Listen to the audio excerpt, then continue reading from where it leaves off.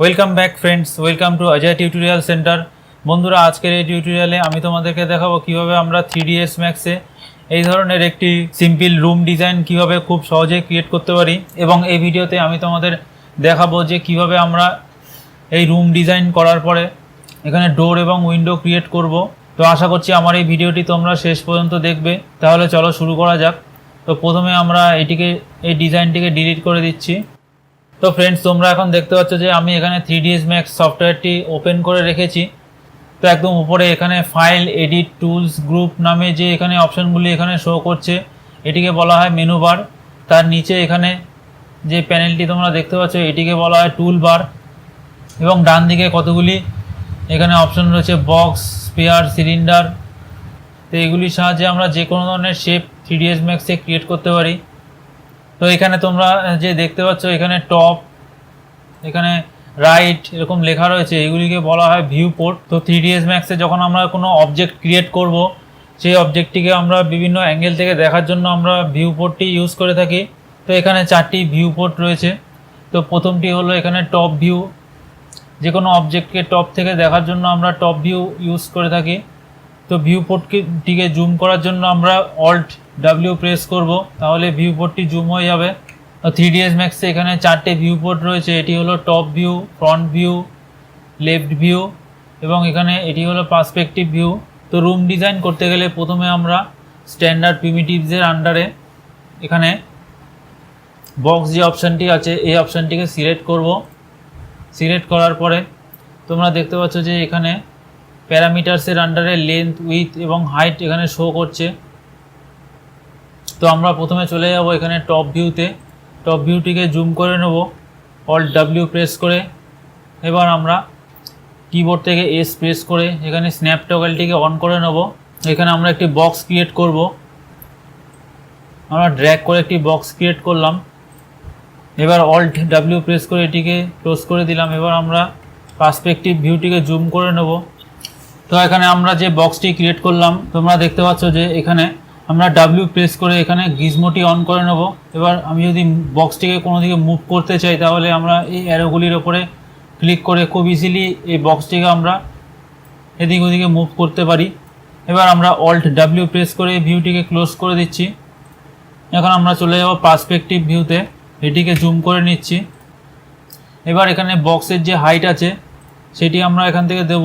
তো সেটি করার জন্য আমরা চলে যাব এখানে মডিফাই ট্যাবে। এখানে ক্লিক করার পরে তোমরা এখানে দেখতে পাচ্ছ যে বক্সের হাইট এখানে শো করছে এবং বক্সটির লেন্থ উইথ হচ্ছে এখানে 10 ইঞ্চি রাখা আছে, 10 ইঞ্চি বাই 10 ইঞ্চি। এবং হাইট আমরা এখানে দেব 10 ফুট লিখে এখানে আমরা এন্টার প্রেস করছি। তাহলে এখানে 10 ফুট হাইট, 10 ইঞ্চি বাই 10 ইঞ্চির একটি এখানে বক্স ক্রিয়েট হয়ে যাবে। তো এখানে যে বক্সটি আমি ক্রিয়েট করলাম এটিকে আমি অ্যাজ এ পিলার হিসাবে দেখাতে চাইছি, 10 ইঞ্চি বাই 10 ইঞ্চির একটি পিলার। এবার আমরা এখানে 10 ফুট বাই 10 ফুটের একটি ওয়াল ক্রিয়েট করব। তো সেই জন্য প্রথমে এখানে যে বক্স যে লেখাটি অপশানটি তুমি দেখতে পাচ্ছ এখানে রাইট ক্লিক করব। রাইট ক্লিক করার পরে আমরা এডিটেবল পলিতে ক্লিক করব। তাহলে এই বক্সটি এডিটেবল পলিতে কনভার্ট হয়ে যাবে। এবার আমরা চলে আসবো এখানে নিচে, এখানে পলিগন নামে যে অপশানটি আছে এখানে ক্লিক করব। এখানে ক্লিক করার পরে আমরা কন্ট্রোল প্রেস করে ধরে রেখে দুটো পলিগনকে আমরা সিলেক্ট করব। এবার এখানে দেখতে পাচ্ছ যে এক্সট্রুড অপশান রয়েছে, এক্সট্রুডে ক্লিক করব। পাশে যে বক্সটি রয়েছে এখানে ক্লিক করব। এখানে ক্লিক করার পরে আমরা বাই পলিগন অপশানটি সিলেক্ট করব। এখানে আমরা ওয়ালের যে হাইট আছে মানে ওয়ালের যে লেন্থটি আছে সেটি আমরা এখানে ডিফাইন করব। তো ওয়ালের লেন্থ আমরা রাখবো এখানে 10 ফুট। এবার আমি প্লাস যে চিহ্নটি আছে এখানে ক্লিক করব। এখানে ক্লিক করার পরে আমরা 10 ইঞ্চি এখানে পিলারের যে সাইজ আছে সেটি এখানে দেব। এবার আমরা এই যে এখানে যে টিক মার্কটি আছে এখানে ক্লিক করব। এবার এখানে আমরা 10 ইঞ্চি যে পিলারের মাপ আছে সেটি এখানে দেব। তো 10 ইঞ্চি দেওয়ার পরে আমরা এখানে প্লাস চিহ্নতে ক্লিক করব।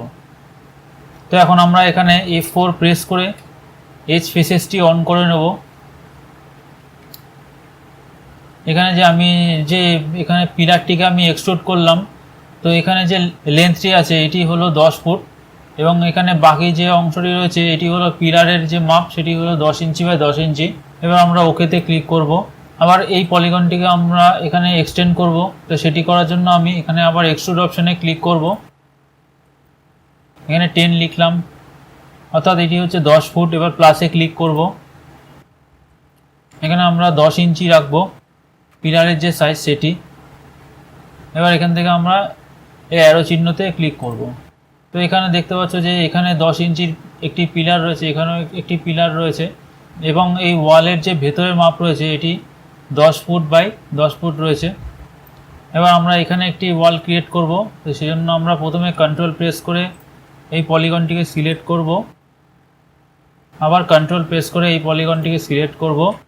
এবার এখানে যে ব্রিজ অপশন রয়েছে এখানে ক্লিক করব। তাহলে দেখতে পাচ্ছ যে এখানে একটি ওয়াল ক্রিয়েট হয়ে গেছে। এবার আমরা চাইলে এই রুমটিকে এখানে আরেকটি রুম ক্রিয়েট করতে পারি, তো সেই জন্য আমরা পলিগন সিলেক্ট করব, extrude 10 feet plus 10 inch, then okay, then select the polygon. Control press করে ধরে রেখে এই পলিগনটিকে সিলেক্ট করব। এবার আমরা এখানে এটিকে ব্রিজ করে দেবো। তো এখানে তোমরা দেখতে পাচ্ছ যে এখানে একটি ওয়াল ক্রিয়েট হয়ে গেছে। তো ফ্রেন্ডস, এখন আমরা এখানে কিছু সেগমেন্ট ক্রিয়েট করব। তো সেগমেন্ট আমরা এই কারণে ক্রিয়েট করব যাতে এখানে আমরা ডোর এবং উইন্ডো ক্রিয়েট করতে পারি। তো সেগমেন্ট ক্রিয়েট করার জন্য আমরা প্রথমে এখানে এজ যে অপশানটি আছে এই অপশানটিকে সিলেক্ট করব। সিলেক্ট করার পরে আমরা এখানে একটি এজকে সিলেক্ট করব। সিলেক্ট করার পরে আমরা এখানে রিং অপশানে ক্লিক করব। তো এখানে দেখতে পাচ্ছ যে যেগুলি এখানে কলাম রয়েছে সব কলামগুলি এখানে সিলেক্ট হয়ে গেছে। সে একইভাবে আমরা ভেতরের এজগুলিকেও সিলেক্ট করব। আবার এখানে আমরা রিংয়ে ক্লিক করব। এবার আমরা এখানে কানেক্ট যে অপশানটি আছে এখানে ক্লিক করব, এটিকে 2 করে দিচ্ছি। এবার এখান থেকে ওকেতে ক্লিক করব। তো তোমরা দেখতে পাচ্ছ যে এখানে হরাইজন্টাল সেগমেন্ট এখানে ক্রিয়েট হয়ে গেছে। এবার আমরা এখানে লম্বা যে কলাম আছে সেগুলি ক্রিয়েট করব। সেগুলি করার জন্য আমরা এখানে এই এজগুলিকে সিলেক্ট করব। আবার এখানে রিং অপশানে ক্লিক করব। ক্লিক করার পর এখানে কানেক্ট। এবার এখান থেকে ওকেতে ক্লিক করব। তো তোমরা দেখতে পাচ্ছ যে বাইরে চারিদিকে এখানে সেগমেন্ট ক্রিয়েট হয়ে গেছে। এবার আমরা এখানে ডোর যদি ক্রিয়েট করতে চাই বা যদি এখানে উইন্ডো ক্রিয়েট করতে চাই, তাহলে প্রথমে আমরা এখানে পলিগন অপশানটিকে সিলেক্ট করব। সিলেক্ট করার পরে আমরা ম্যানুয়ালি পলিগনগুলিকে সিলেক্ট করব।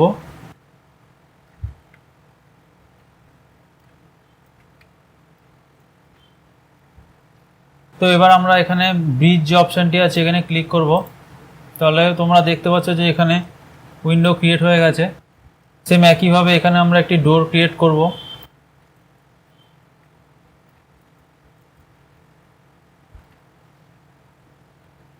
তো এখানে আমাদের পলিগনগুলি সিলেক্ট করা হয়ে গেছে। এবার আমরা যাব এখানে ইনসার্ট অপশানে। এখানে ক্লিক করার পরে আমরা এটিকে একটু ভেতরের দিকে ড্র্যাগ করে নেব। ড্র্যাগ করার পরে এবার আমরা এখানে ব্রিজ অপশানে ক্লিক করব। তো এখানে দেখতে পাচ্ছ যে এখানে ডোর ক্রিয়েট হয়ে গেছে। এবার আমরা টপ ভিউ থেকে এটিকে একটু মুভ করে নেব।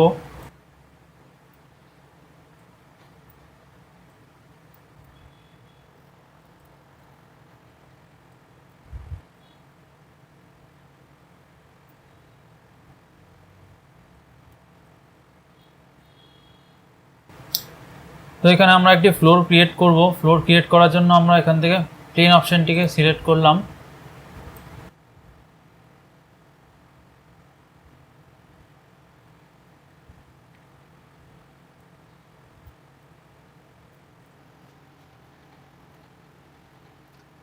F4 প্রেস করে আমরা এই স্পেসেসটিকে অফ করে দিচ্ছি। তো এখানে দেখতে পাচ্ছ যে আমাদের এখানে রুমটি রেডি হয়ে গেছে। দুটি ডোর এবং এখানে দুটি উইন্ডো আমি এখানে ক্রিয়েট করেছি। সো ফ্রেন্ডস, তোমরা দেখলে যে কিভাবে আমি এখানে 3ds Max একটি এখানে রুম ক্রিয়েট করলাম এবং সেই সঙ্গে ডোর এবং উইন্ডো ক্রিয়েট করলাম। তো আশা করছি আমার এই ভিডিওটি তোমাদের ভালো লেগেছে। আর যদি ভালো লেগে থাকে তাহলে অবশ্যই আমার এই ভিডিওতে একটি লাইক করে দেবে। তো দেখা হচ্ছে পরবর্তী কোনো টিউটোরিয়ালে। Thank you.